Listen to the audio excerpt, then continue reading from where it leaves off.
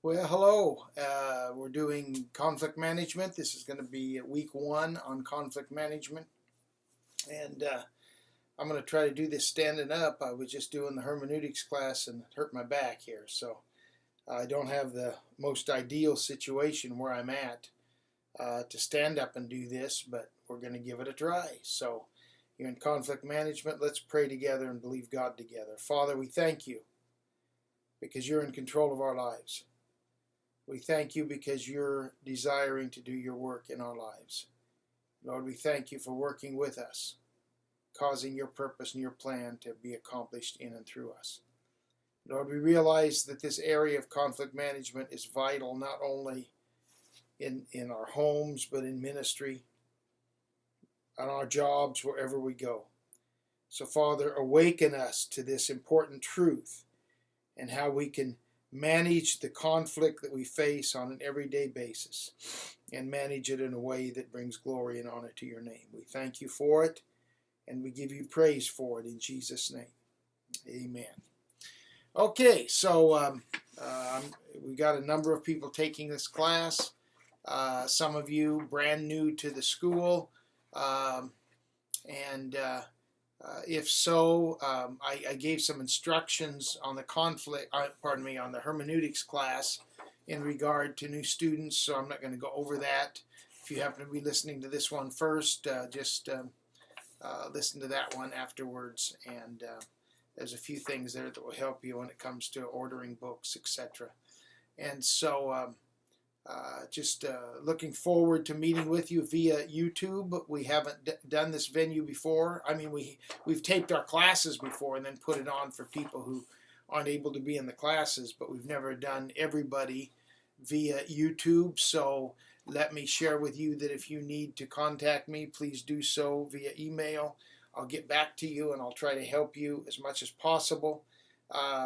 As I said on the hermeneutics teaching, for those of you that are taking both classes, I am going to be going up into the mountains Sunday afternoon and won't be back until sometime Wednesday evening. So if you do try to email me soon, don't expect an answer back real soon because I don't have internet access up there. So I just wanted you aware of that. Okay, I want you to be sure as we get started here that you have your syllabus. I sent it to you on Friday. Make sure you have a copy of it with you because we're going to go over that in just a moment here. And also make sure that you have paper and pens and everything so you can take notes because there's going to be a lot of information today. I already found out in taping the hermeneutics class that it only takes me about half as long to tape it on YouTube as it does to teach it in the class. I guess because of the interaction that takes place in the class. So this may only be about an hour long with everything today, but that doesn't mean you're getting gypped on information. It's I'm giving you the same amount of information. It may take a little longer, I'm not sure, but you may want to listen to it again. And then, as I said, if you need clarification on something, you can email me and I'll get back to you as soon as I'm able. So, but you need to take some good notes. I want you to get your syllabus. We're going to go over it right now. It's vital that on this first class of each module, we spend time in the syllabus so you know what's required of you. And this is conflict resolution, course description. This course relates theories about conflict between persons within communities and among organizations to the life of the church. Such issues as the nature of human differences, the constructive values and use of conflict, the biblical and theological understanding of conflict, styles of conflict management, and organizational handling of conflict will be considered. Conflict is not a word that immediately brings to mind wonderful pictures. When we think of conflict, we tend to think of anger, frustration, hurt, arguing, violence, and struggle. That's because we do not understand conflict. We don't know what to do with it when we encounter it, and we certainly don't seek it out. Regardless of how we view conflict, however, it's encountered with great regularity in Christian ministry, and therefore effective conflict management is a necessary skill to possess. Within this course, we hope to destroy your negative perceptions about conflict. We're going to examine what conflict is from biblical and sociological perspectives, examine our styles of managing conflict, and we'll examine what the Bible has to say about relationships and conflict from a new perception of conflict. We're going to begin to develop a paradigm of managing conflict from the perspective of opportunity and ministry, an opportunity for growth, peace, and understanding how to minister to others struggling with conflict. Along the way, we'll develop skills of conflict management, listening, understanding, negotiating from principles, relationship building, and ministering through mediation. Course assumptions.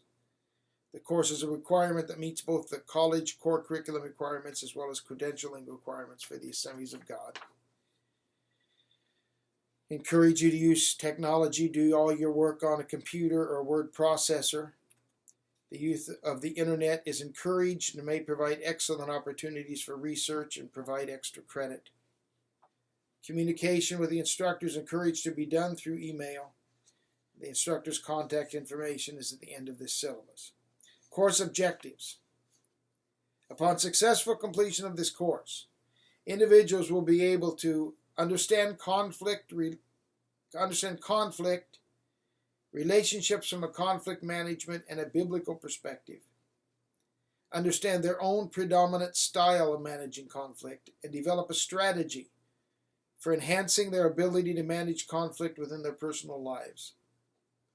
Develop skills in listening, understanding, relationship building, negotiating, and mediating from a conflict management paradigm. Gain an appreciation for and perception of conflict management that reflects an opportunity for ministry, and understand how to integrate conflict management into their personal lives and ministries. The textbook that I will be using is Creative Conflict Management by Wes Pinkham. I used to require you to purchase that. It's hard to locate it anymore, and so I'm not going to require you to purchase it. Maybe, I don't know, maybe you could go on Amazon or half.com and maybe there's some used copies floating around. I'm not sure. It's a great book. I'm not going to require you to get it. You're just going to have to take notes. The instruments, we're going to do a Thomas Kilmann conflict mode instrument. I'll be sending that to you probably next week. And that is going to assess your particular conflict management style. How do you yourself manage conflict? Then there's some recommended texts there. You don't have to get those. Those are just some books on conflict management you could use to build your library if you would like to. Course requirements. Number 1 is course attendance and participation. Being present and being involved are essential. I've got something out of sequence here. Where am I at?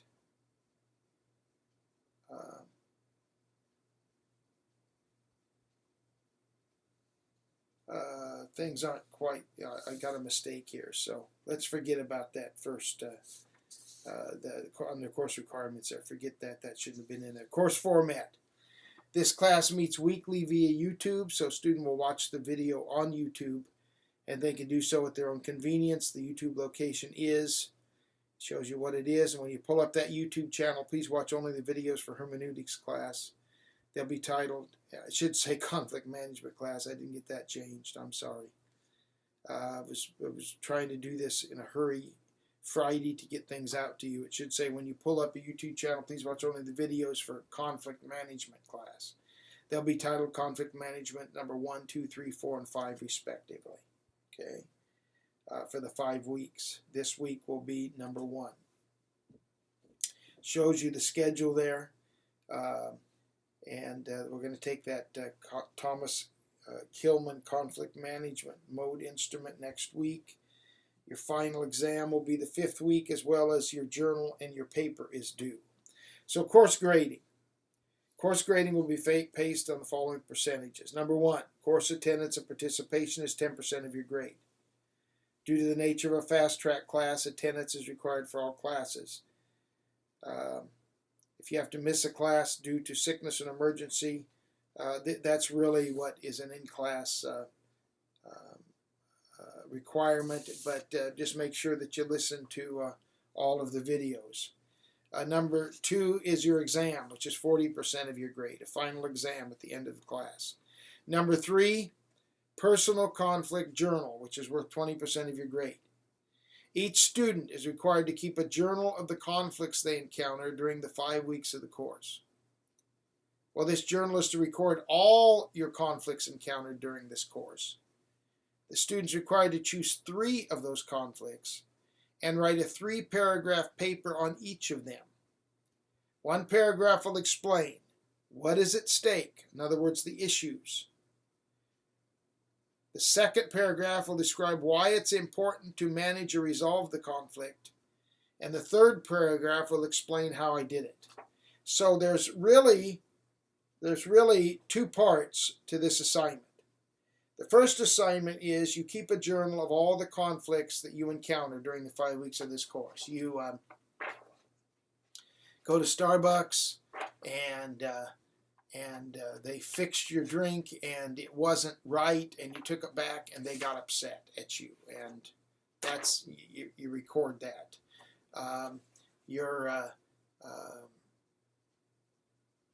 Your spouse and you had a disagreement over such and such. You don't have to give details. Just on May the 26th, my husband and I disagreed over who should feed the dog, as an example.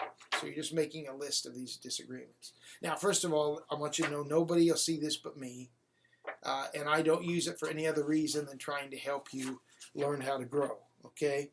But then, after you've done all those conflicts that have come up during the 5 weeks, you just choose 3 of those. Let's say there's 30 of them there, but you just choose 3. And for each of those 3, you do the 3-paragraph paper for each of them. The first paragraph is what's at stake. The second paragraph says why it's important to manage or resolve that conflict, and the third explains how you did it. So there's 2 parts to that. Students always get that mixed up, so please think it through, and if you have questions on it, ask me. Number 4, read the entire text, which is 10%. You guys are lucky because you don't even have it, so you get 10% for just being here, okay? And then a 5-page paper on the following, which is worth 20% of your grade. When I say 5-page paper, it's always double-spaced, 12-font double-spaced. A personal reflection, this is what this paper is about, a personal reflection on the Thomas Kilmann Conflict Management Profile Scores. Answering the following questions. What was your predominant style? What did you learn from taking this instrument? Do you agree with the results of the instrument? Why or why not? You may not agree with it, and that's okay, and you can explain why. The second part of this paper is a personal reflection on how you have viewed and handled conflict in the past, citing specific examples where you've had positive outcomes and negative ones. Also examine how your family of origin managed conflict within the family and how this contributed to your predominant style. And the third part of the paper is state how your views of conflict have changed from this course and how you intend to integrate them into your personal life and ministry. So it's a 5-page double-spaced paper. It tells you what I'm looking for. It's it can be done in first person because it's about you. It'll be a very easy paper to write. That's 20% of your grade. If you turn in work after it's due, I will take it, but it loses a letter grade. In other words, if it was going to be an A-, it would be a B- if it's late. And then plagiarism. It's an important thing to read, but in this class it's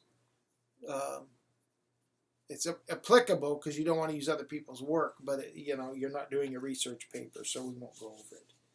And then those class policies are ones we have for in-class policies all the time, and I just left them there. Okay, last page, instructor contact. There's my office phone and my email address. And you can use, excuse me, to get a hold of me, you can use either of them, but I will tell you it's usually easier to email me, and within a day or two, hopefully I get back to you, and I work off my email once I've listened to a voicemail. If I don't have time to deal with it right then, it doesn't show me I have one, and so I forget that it was there. But my email, I can read it, and if I don't have time to deal with it right then, I leave it there, and then I go back and work off my emails. So that's the easiest way to get a hold of me. Now, if we were in class, I'd say questions, comments, what can I help you understand more? And we talk about it for a minute, but since we're not, if you still have questions, you can email me. And once I get back from the mountains, I will get back to you. Okay? So, you can already see why this probably goes a little quicker because we don't have the interaction as much. That being said, I will, if I feel I need to, I will say something 2 or 3 times so that you have time to write it down. And that you can always go back over it or listen to it again or whatever and get all the information.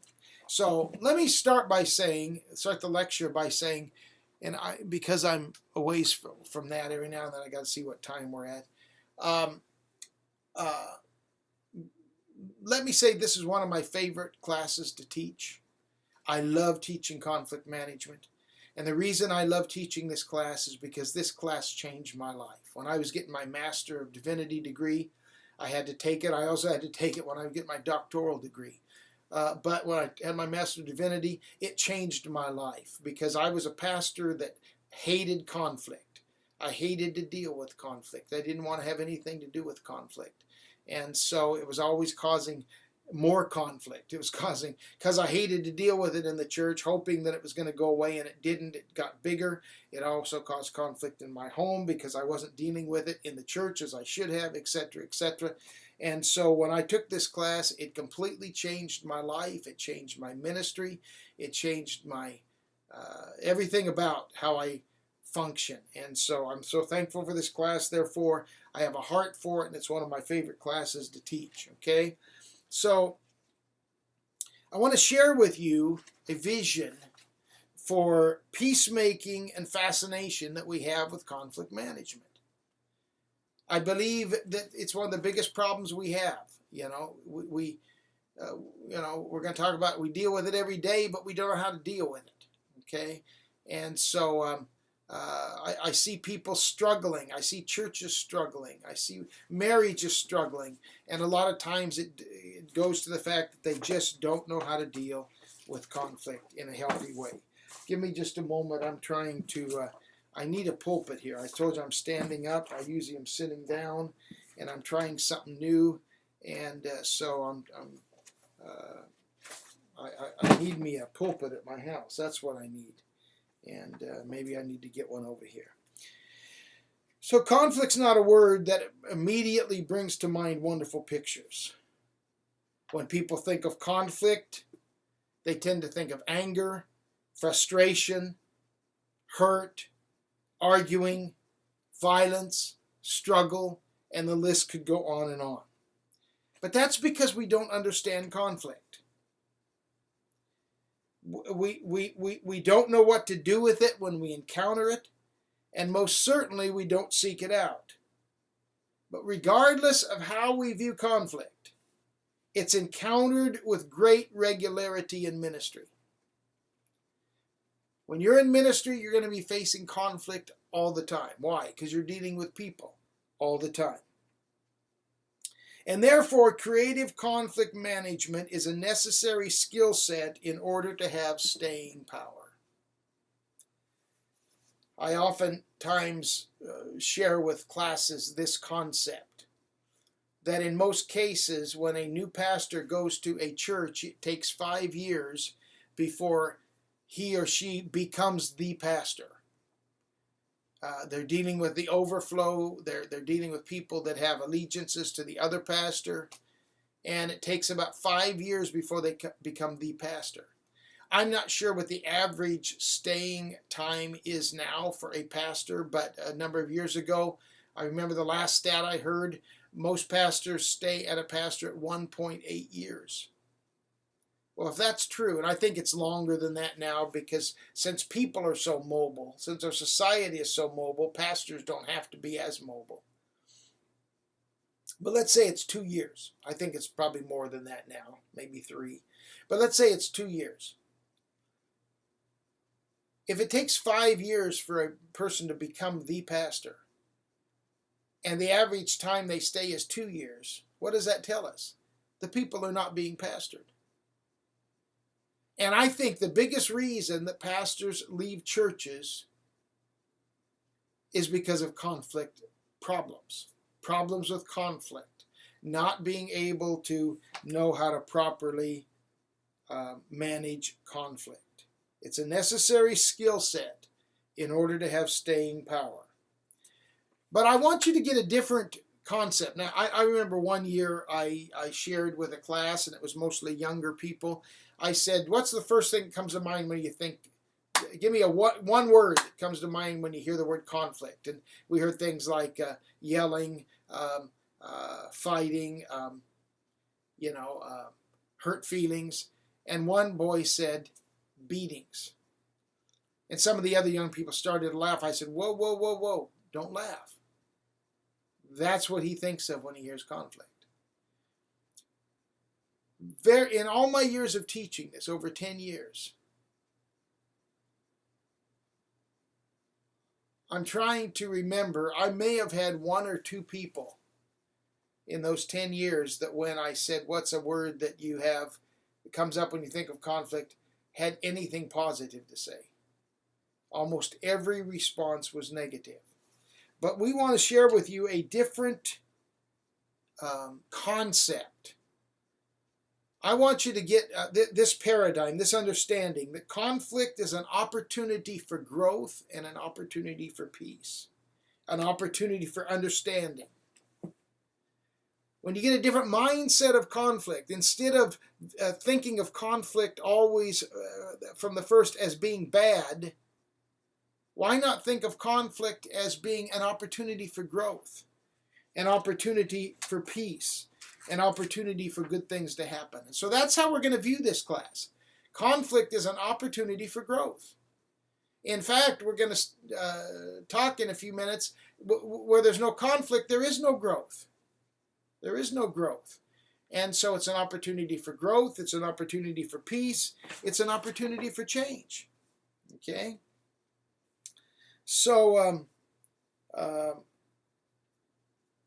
we were created to exist in friendship with one another. We were created to exist in relationship with one another. But here's the thing, you can't create community. You can try and create community, but it doesn't happen. Why can't you create community in a church or in a setting? Why can't you make it happen? Because it can't be forced. Community is based on trust. It's based on relationship. I remember a number of years ago in our denomination, the district was trying to develop a mentoring program for pastors, young pastors in our district. And a pastor in Nevada had developed this mentoring program for pastors, and the district invested a lot of money in buying the material. I was in a big folder about that, binder about that thick for the leader, and the others were probably about that thick. And what they were doing is they were pairing up one veteran pastor and his wife with 4 to 6 young pastors and their wives as mentoring groups for that pastor to try to mentor those other pastors, younger pastors. Great idea, because we do need mentoring like that. But the problem was, they said, Pastor Mentor, we're going to put these 5 families with you. And they tell those families, this is your mentor. And they did that across the district. Ours lasted longer than most of the groups because we did our best to create relationship in the midst of it, and it only lasted a year or less. Why didn't it work? Because you can't force relationship. In reality, it was a great program, but what needed to happen was they needed to get the people who would volunteer to be mentors and then let them connect with people they're already connected with and develop a group where trust was there, relationship was there. Because you can't create and you can't force it. The author of this book that I'm using, and he was one of my instructors when I got my master's and my doctorate. Let me just read a little story he has here. He said, when I was 23 and a single pastor, I built a church in the Fraserview area of Vancouver, British Columbia, now valued at $1 million plus. It was a beautiful church with shadow-lined decking, large windows in the end walls of the A-frame.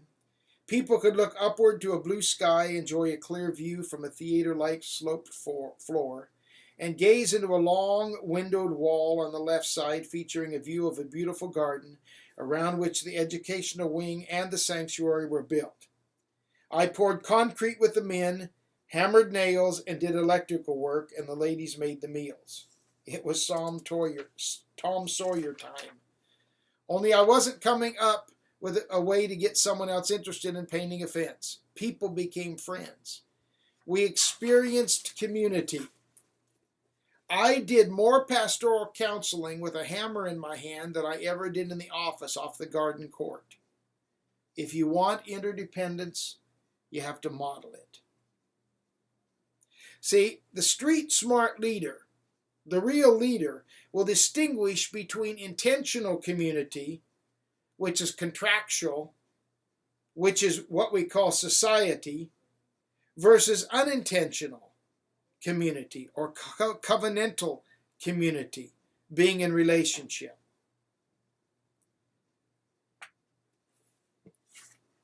I'm convinced that we need covenantal leadership instead of contractual leadership.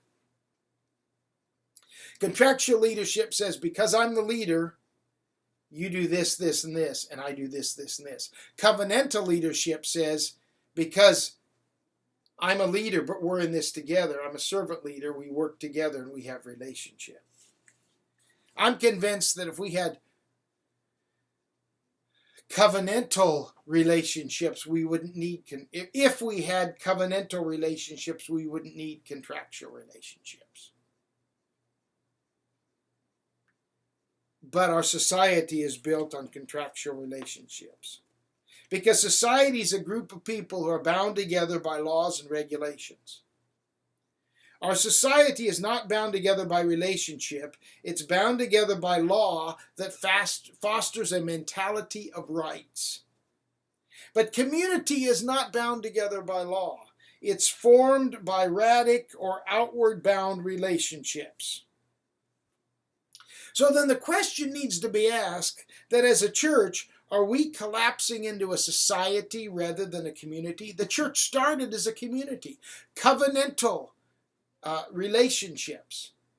But if we're not careful, the church is becoming more like the society than the society is becoming like the church. Usually that's what happens. So as leaders, are we going to build a church organized as a society? If so, it won't work. It can't be contractual. It has to be covenantal. And you can't make it happen. You have to develop programs where it can happen. You say, why are you talking about community when we're dealing with this concept of conflict management? Because conflict management should be about community. It should be about growth. It should be about growth. So how can conflict become a tool for developing a peaceable and unified community, which is inherently a byproduct rather than achieved by way of an agenda, which is a vision, a goal, or an objective? First, you have to see conflict as a relational tool. You don't see conflict as a bad thing. You see it as a relational tool. There's an old Japanese proverb that says, conflict reveals the soul. And that is very true. Conflict reveals the soul. We can say all we want to, how much we love one another, how proud we are of each other, on and on and on and on. But when conflict happens, it reveals the soul. Isn't that true? Out of the abundance of the heart, the mouth speaks. The Chinese symbol for crisis. This is very interesting. The Chinese, they have symbols, their languages and symbols. And their symbol for crisis is composed of two picture characters. The one picture character means danger and the other means opportunity. Crisis, danger and opportunity. It symbolizes that opportunity and danger approaches and progresses hand in hand, and one cannot be had without the other, and that the pursuit of one doesn't minimize the presence of the other. Opportunity and danger, say it again, approaches and progresses hand in hand, and one cannot be had without the other, and that the pursuit of one doesn't minimize the presence of the other. The Apostle Paul's famous ministry of reconciliation statement in 2 Corinthians 5:18 is followed by a sobering statement of ministry-related costs in chapter 6, verses 3 through 10. We are to commend ourselves as ministers of reconciliation to God, quote, in tribulations, in needs, in distresses, in stripes, etc. That's in 2 Corinthians 5 and 6. This balanced perspective of the paradox of conflict, its costs and its rewards, is precisely what that Chinese symbol of danger and opportunity teaches. See? So we need to get a different view of conflict. Not that it's bad, but that it's an opportunity for change, for growth, for relationship to happen. So do the biblical writers see conflict as opportunity? Do the biblical writers see conflict as opportunity, and if so, why? Well, in the Bible, James sees conflict as opportunity. Let me read to you James 1, some of 2 through 21. That's where we'd be. I'm just going to read parts of it out of the Message. Listen to what it says. Consider it a sheer gift, friends, when tests and challenges come at you from all sides. You know that under pressure, and we could say conflict, your faith life is forced into the open and shows its true colors. So don't try to get out of anything prematurely.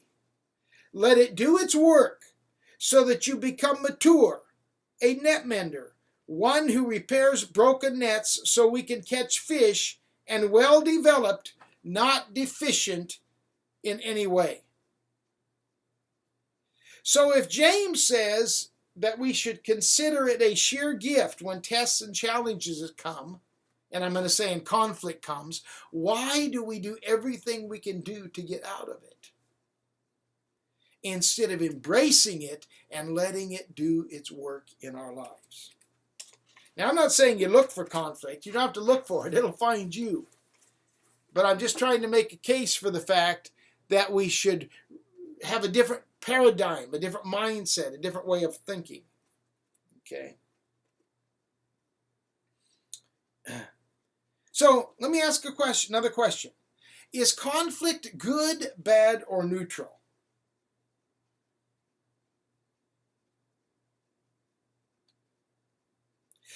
Is it good, bad, or neutral? In other words, is it, God, get me out of this mess, or God, what good can I get out of this mess? Two different ways of looking at it. Our emphasis should be on managing it. Faith under pressure. My allergies are acting up here.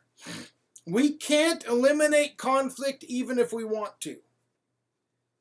It's going to be there. We can only make it productive by allowing mutual interest to define the collaborating process.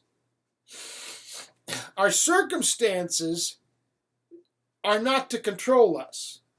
We're to control our circumstances because we are with God above our circumstances. Have you ever heard anybody say, someone says, how you doing? Oh, pretty good under the circumstances. We're not supposed to be under the circumstances. As men and women of faith, we are to be controlling our circumstances. One way I like to say it is we are to set the atmosphere around us. Don't let others set the atmosphere around you. Don't let circumstances and situations set the atmosphere around you. You set the atmosphere around you. Okay? And control your circumstances. So in reality, it's not good or bad. It's neutral. It's the way in which you and I deal with it that determines whether conflict becomes good or bad. Let me give you 5 benefits of conflict. You want to be sure that you write these down. I guarantee you these will be on the exam. There's been other things I've shared that will be on it, but I guarantee you these 5 things will be on there. 5 benefits of conflict. Number 1, it promotes growth. It promotes growth. Number 2, it stimulates the development of values. It stimulates the development of values. Number 3, it sets boundaries and creates a sense of identity. It sets boundaries and creates a sense of identity.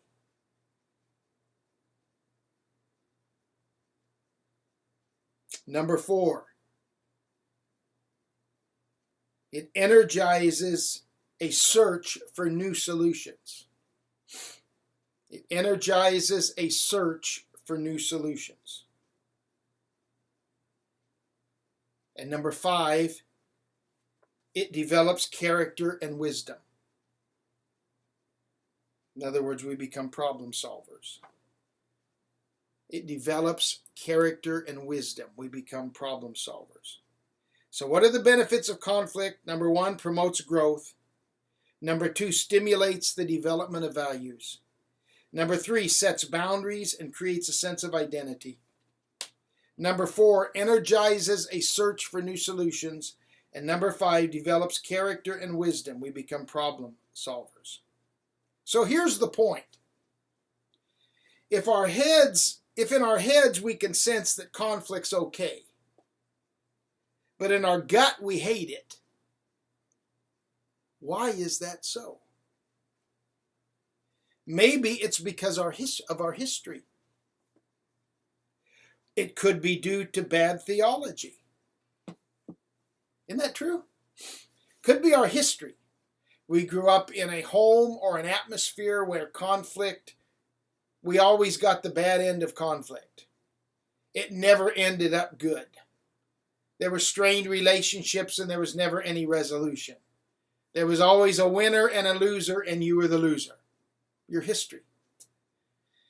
Another reason it could feel bad in the gut is because of bad theology. We hear preaching that says things like, you're supposed to turn the other cheek. Now that's true, but in the proper way. We hear preaching like it's a sin to be angry. No, it's not a sin to be angry. In fact, one of our whole sessions, one of our whole teaching sessions is going to be on the scripture that says, be angry and sin not. Anger is healthy. It can be healthy when you don't sin. So history and bad theology can be reasons why we have such a problem with conflict.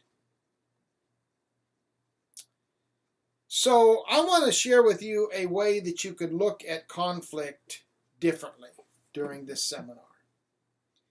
And if you get what I'm going to be sharing in the next 10 minutes or so here, and I can probably do it in 10 minutes when I'm not in the class, I don't know. You'll get the whole concept, the whole thesis, the whole guts of this class. If you don't get this, you're going to have a hard time. So listen to this, and we call it the parable of the orange. And I didn't happen to have an orange with me today. Usually I bring an orange to class, but I didn't know I was going to be taping today, and I didn't purchase one. So if I had an orange, I'd bring it to class, and let me share with you the parable of the orange. If I had this orange, I could bring it into class, and I could say, ask you, what is this? What do you see here? What is this? And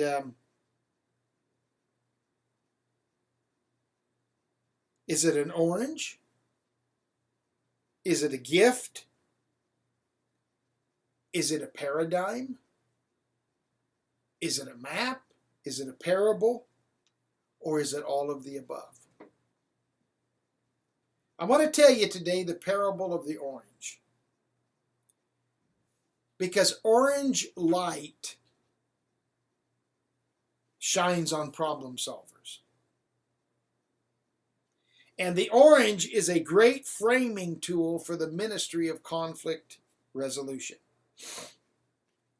A mother walked into her kitchen to find her daughters having World War III over an orange. And all of us that have kids can identify with that statement.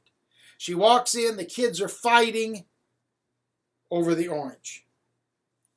And the mom just grabs the orange, takes out a knife, slices it in two equal parts, and says, "There, the problem's solved." And she gives the orange half to one daughter, half to the other, leaves the kitchen, comes back in 10 minutes, and they're still fighting. They're still arguing over the orange. Now listen carefully to me. Had she explored the interests or the needs of her girls, had she asked one important question, she could have solved the problem. Why do you want the orange? One daughter wanted the skin to make an orange-flavored cake, while the other wanted the fruit to eat. They had different interests. Write down that word, interests. One daughter wanted the pulp, the other wanted the peel. Mom framed the problem in terms of an issue. Write down issue. There's only one orange, who gets it? Mom was dealing from the concept of the issue when she should have been dealing from the concept of the interest. Because the position taken by each daughter was that each of them should get the orange for their own needs. But the Apostle Paul says in Philippians 2:4 out of the Amplified Bible, "Let each of you esteem and look upon and be concerned for not merely his own interests, but also for the interests of others." And it goes on to say in the 3rd verse of chapter 2, "Do nothing from factional motives or strife." What's the point? Listen now, listen carefully. This is the nuts and bolts of this whole class. You got to get this. If we work the issues from the interests, the needs, goals, or vision, we won't get locked into positions that cause strife. I'm going to say that again. If we work the issues from the interests, the needs, the goals, or the vision, we won't get locked into positions that cause strife. Listen carefully to me when I say, oftentimes the issue is not the issue. Or what appears to be the issue isn't really the issue, because the interests are not being satisfied. Let me give you an example of this. When I was on staff at what was then Calvary Temple, now at the house in Modesto, it's a huge church, as you know, and there are all kinds of events going on, and just so many rooms for these events to go on. And so in order to have an event, you needed to go to the facilities director ahead of time, schedule the room, have it locked in, and make sure it was available, lock it in, and then it was yours for that event. Let me give you an example. Let's say that I was having I was the head of the school there, so I was having a recruiting day where prospective students were coming in from different places. Moms and dads were coming with them. And we were going to we're going to share the school with them and help them get a feel for what we were like. And so I set it on a Saturday, and I called the facilities director ahead, and I scheduled the fellowship hall there for that event. And so the Saturday arrives, and I've got, let's say, 3 or 4 people that are going to help me set up for the event. The event starts at 10:30, let's say, and we're getting there at 7:30 to be setting up. And we drive in at 7:30, and when I get there, there's all kinds of activity in the fellowship hall. I can tell something else is going on, and I think, whoa, whoa, whoa, what's going on? So I walk in, and I realize that they're already setting up for another banquet in the room, and I find out it's Nineveh Outreach, and they're having a volunteer appreciation banquet. And so I go to the pastor that's over that, and I say, whoa, whoa, whoa, wait a minute. I scheduled this room for today. And he says, I scheduled this room for today. Guess what? We got an issue. We've got an issue because we've both got events scheduled with people coming to the same location during the same time. Now, if we just look at it from the issue, somebody's going to win and somebody's going to lose and somebody's going to have hurt feelings. Relationships are going to be broken. So how do I look at it from the interest rather than the issue? I say to the other pastor, come here, let's sit down and let's talk this over for a minute. Okay, I say to him, what have you got going on? He says, well, I've got a volunteer. I said, somehow there was a mistake. It was neither one of our problems. It's nobody's problem. We just got this issue. What's your interest? What are you doing? Well, we're having a luncheon for these people. Okay, so you need a kitchen. Yes. Well, there's a kitchen right there, right off the family. I said, I don't need a kitchen for what I'm doing. And I say, okay, so really you need this room more than I do. We're looking at interests now. Let me make a call to the facilities director, tell him the problem we've got, and find out if the prayer chapel is available, because that would, I could squeeze the people in that are coming into the prayer chapel. So I call them, they say, tell them the problem. Oh, I'm sorry. I said, that's okay, but is the prayer chapel available? Yes, the prayer chapel is available. Okay, can we be in the prayer chapel? Yes, you can be in the prayer chapel. So I put it down. I say, okay, you need this room because you need the kitchen. I don't have to have the kitchen. We can go set up in the prayer chapel, but now I've got a problem. Here's my problem. We were all set up with 3 or 4 people to set this up. Now we've got to make a bunch of changes, different things. I don't have enough people to pull this off and move, but you have a lot of volunteers here. Could you give me 2 or 3 people that could go help me with my people set up over there? And could you also set somebody at the door of the fellowship hall so that when people are coming for my event, they can say, there's been a change, you are over here, and they can tell them how to get there. And he says, yeah, I can do that. What's happening? We're dealing from interests rather than issues. If we just deal with the issue, somebody's going to win and somebody's going to lose, and there's going to be a relationship break. But if we deal with the interest, what do we both need? Why did we want that room in the first place? Can one of us go to another? We're dealing with the interest. Everybody's interests get taken care of, and relationships are intact. The problem with people when it comes to conflict management is they're dealing with the issue, and they never get down to the interest. Because oftentimes the issue, what it looks like the issue is not really the issue. The interest is the issue. Okay? So let's go on with our parable here. What's the point? If we work the issues from the interests, which is what I was just talking about, needs, goals, or visions, we won't get locked into positions that cause strife. Once people get locked into a position over that issue, you've got problems. Conflict that energizes us is okay, but strife isn't, because strife is destructive aggression.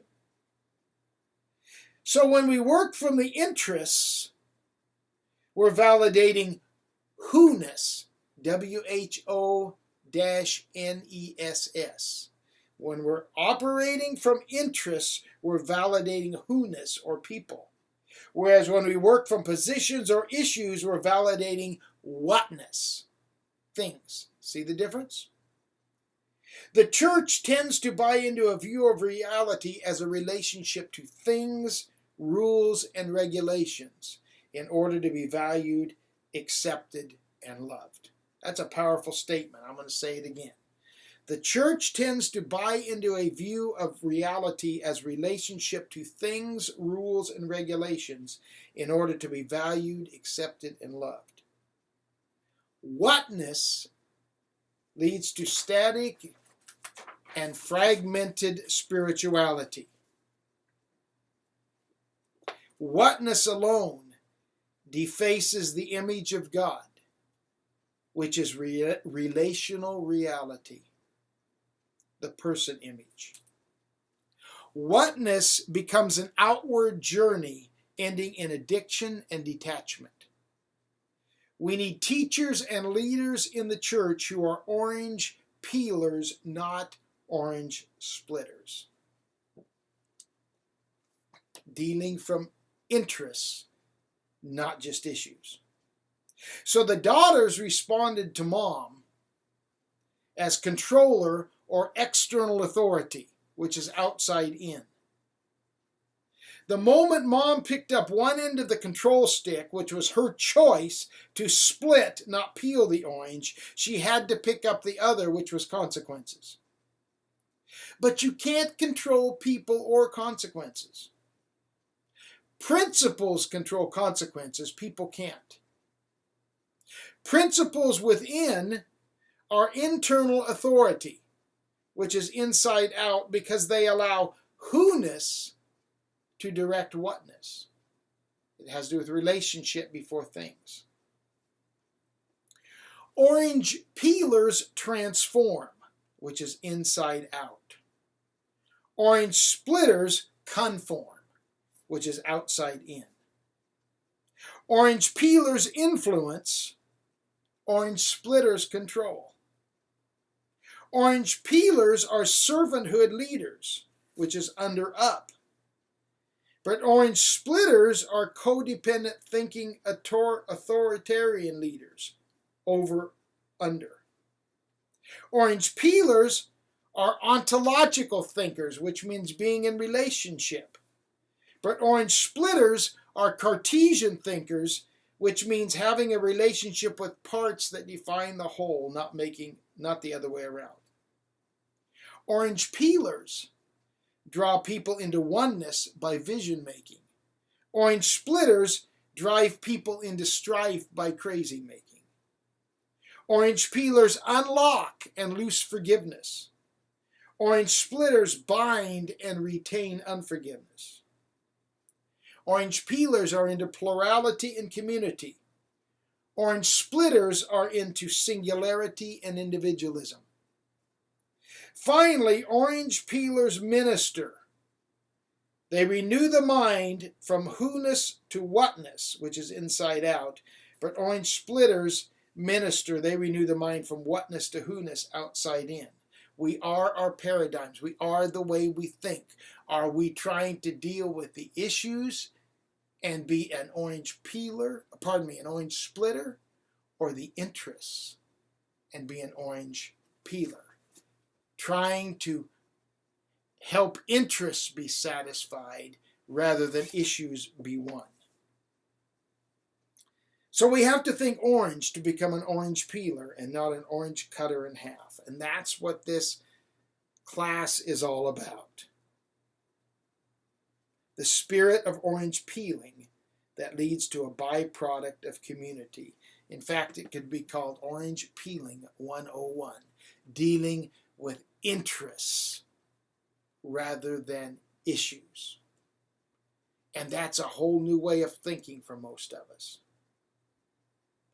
When conflict happens, rather than immediately locking yourself into a position for your issue to be won, You need to unlock from positions to find out what the interests of everybody are so that you can manage the conflict. And that's what we're going to be teaching you how to do during this class. Okay? During this class.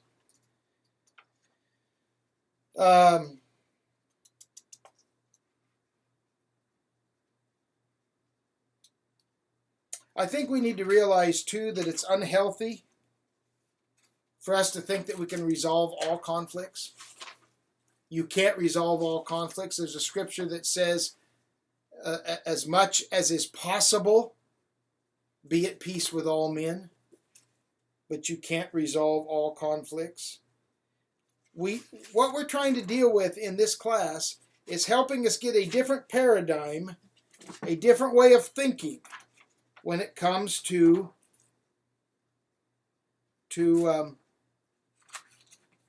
conflict management. What's that different way of thinking? It's an opportunity for growth and peace. And we have to think differently to see it in that way, to see it in that light. Okay?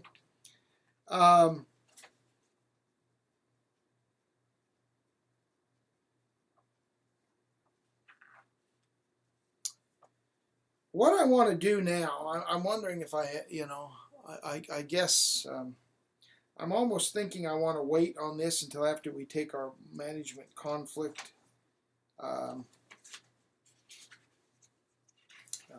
class.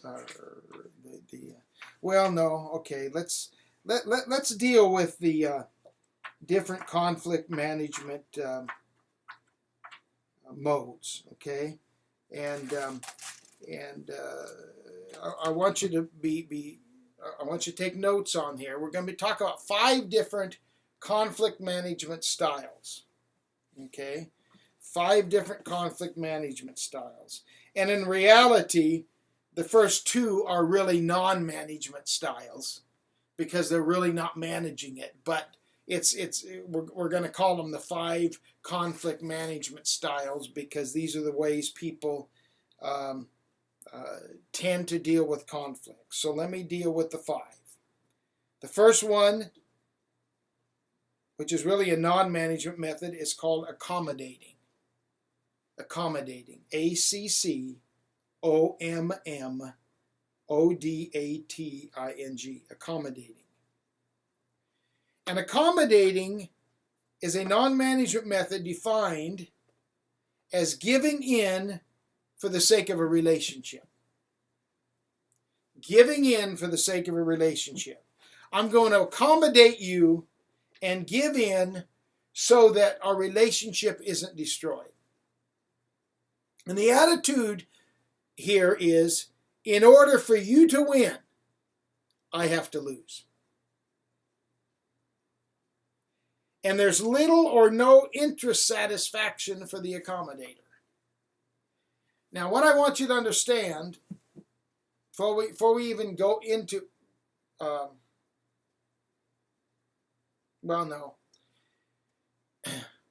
want you to understand that these 5 management or non-management styles, whichever we're going to call them here, but I'm going to call them management styles, are the ways we tend to manage conflict we face. And some people are classic accommodators because they hate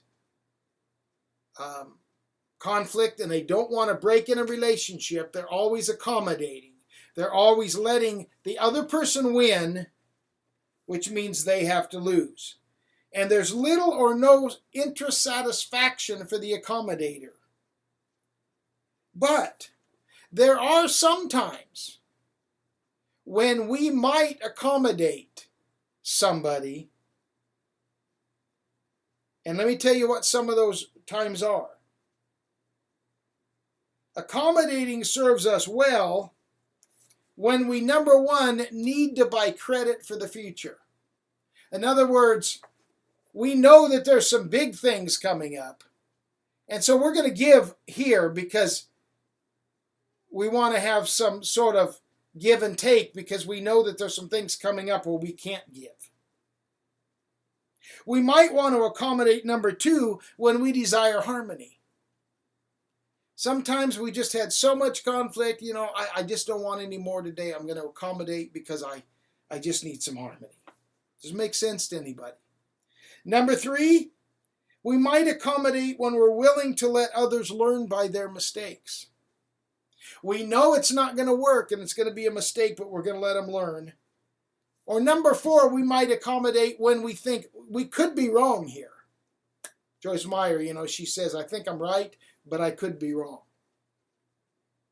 So what I want you to understand with all of these is, while accommodating is not a good management style to live by constantly, there might be times when you want to use it. Like we said, when you're trying to build credit for the future, when you just need some harmony, when you're willing to let others learn by their mistakes, or when you might be wrong, you might accommodate. But don't live that way all the time.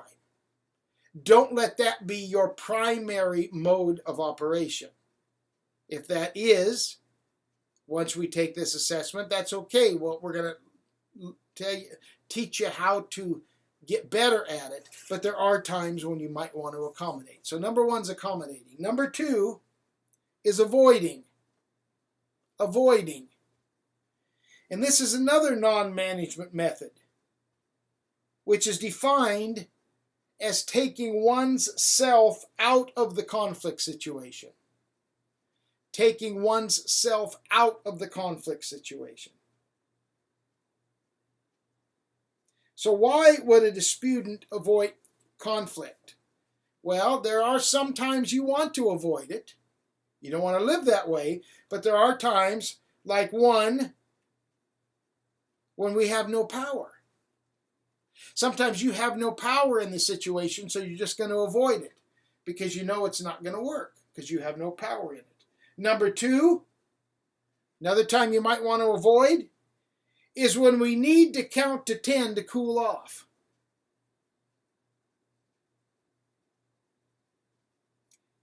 You might do something you regret, so you're going to avoid right now so you can cool off.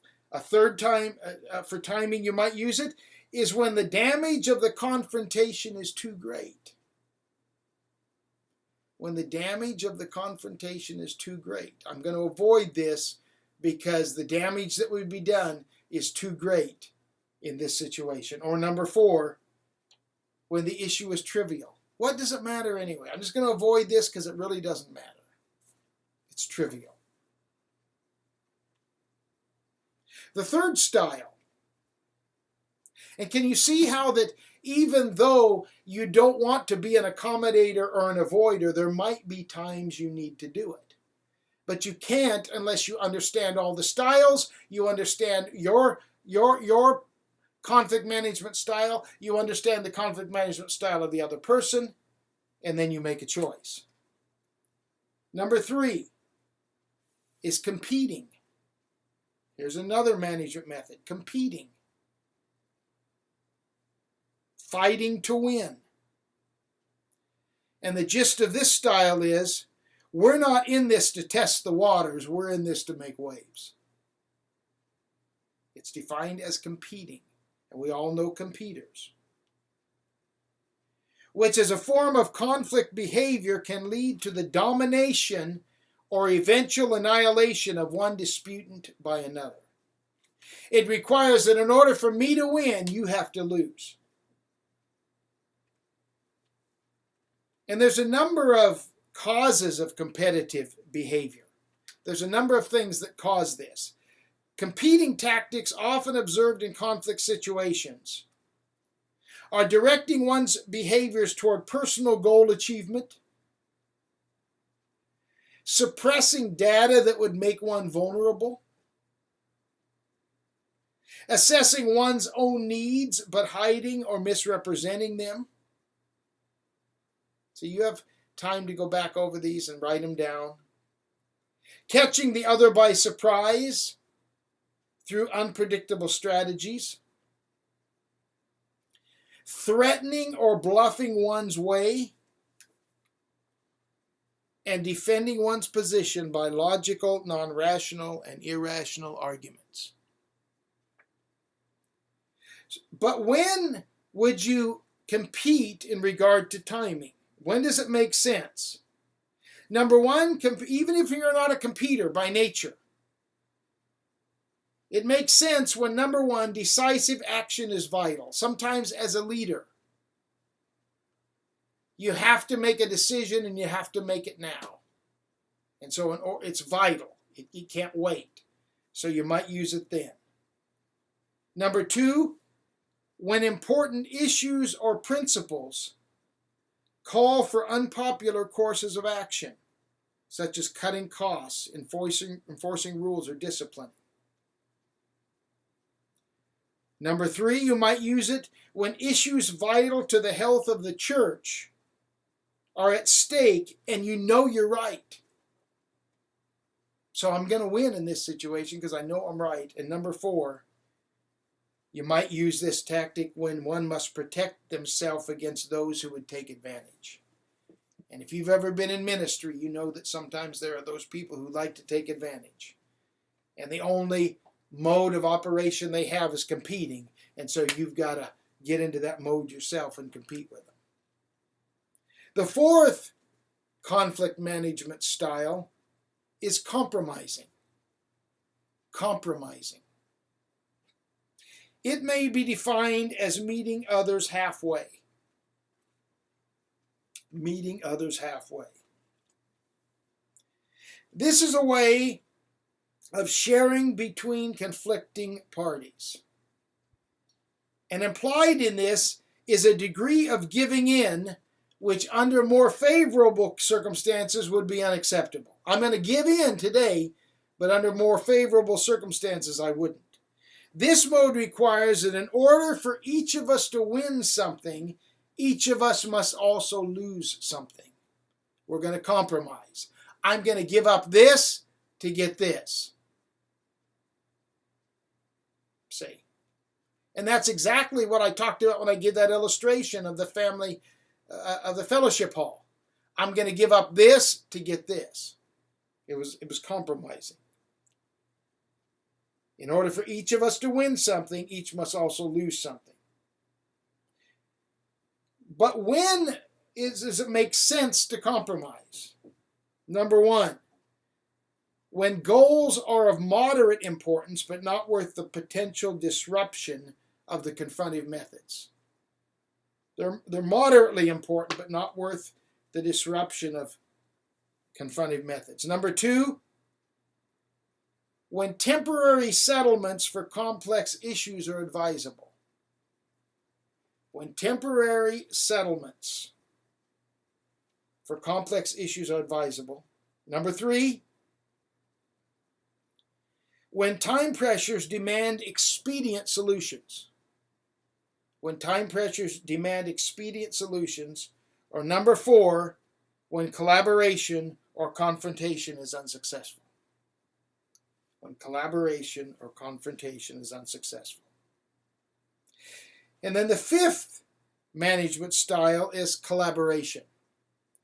Collaboration. C-O-L-L-A-B-O-R-A-T-I-O-N. Collaboration, which is problem solving. Collaboration is a form of dispute resolution that emphasizes interest satisfaction over issues resolution. Interest satisfaction over issues resolution. Philosophically and practically, collaboration encompasses the belief that the interests of one party will not be satisfied unless the interests of the other disputant are also satisfied. So it's interest satisfaction on both sides. Or stated otherwise, every proposal for a resolution addresses the interest satisfaction of both or all of the disputants. With regard to timing, here's when you would want to use collaboration. 1. Both sets of concerns are too important to be compromised, thus demanding an integrative solution. Number 2. when learning is the objective.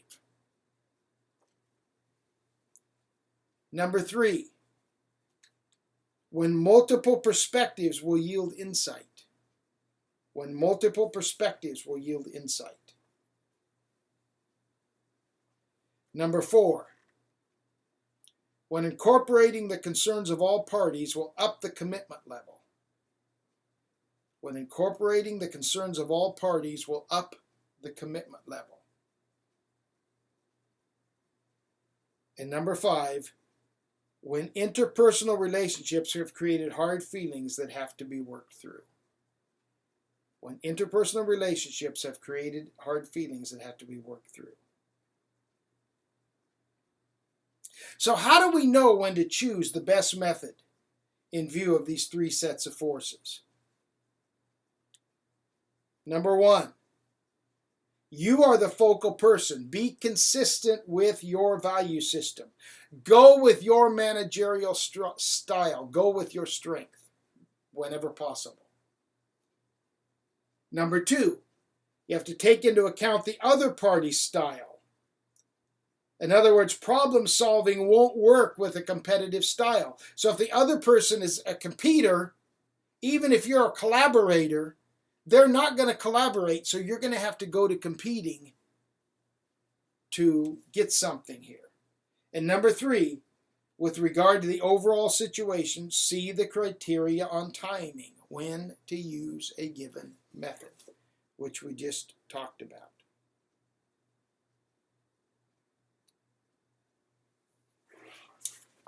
Okay, at this point I'd say questions, comments, let me help you, but I can't do that, so you could email me. You can listen to it again. By listening to it again, it's going to start making sense as we continue dealing with it and telling you how to function in proper, healthy ways. It's all going to start making sense, and it's a great class. It'll change your life. And I want to encourage you to engage the information with as much enthusiasm and understanding as you possibly can. So I'll be available to you. It's been good being with you, and hope you have a great week. God bless you.